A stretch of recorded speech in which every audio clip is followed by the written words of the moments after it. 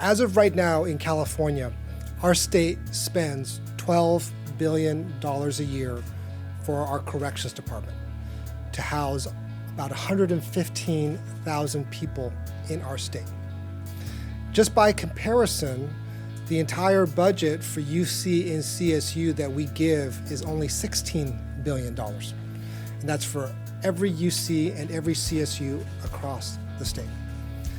Our criminal justice system is not working the way it should be. It's not always protecting us. It's not always serving us. And given that level of expenditure, I would be proud if all 115,000 of those folks could come out and actually have a better life, actually have learned from what happened, actually be rehabilitated, which is what the department is. It's corrections and rehabilitation. Unfortunately, we haven't done as good a job in that realm as we could have. And so I was so proud when Ms. Blount came to me to author AB 2942 to give people a second chance.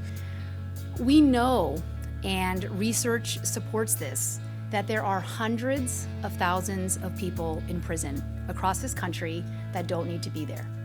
By that I mean that they have done a crime, they've done the time, and that they do not pose a public safety risk. But without any kind of intervention, they will remain in prison. And keeping folks in prison isn't free. And guess who pays to keep them in prison? We do. In California, we pay $80,000 a year to house somebody in prison for 1 year. That doesn't even capture what we would spend if there wasn't an intervention in Mr. Williams' case. He was sentenced to serve life. That means that if DA Steffens and the rest of her incredible team hadn't used this law and intervened, we would be spending over $1 million to house somebody like Mr. Williams in prison, unnecessarily, and for what? You're looking at a grateful man here today. You know, it's so surreal. I've been out almost 60 days now. I'm on full-time employment, and I'm registered for college. I have my kids in my life. I have my God in my life. I have my wife in my life.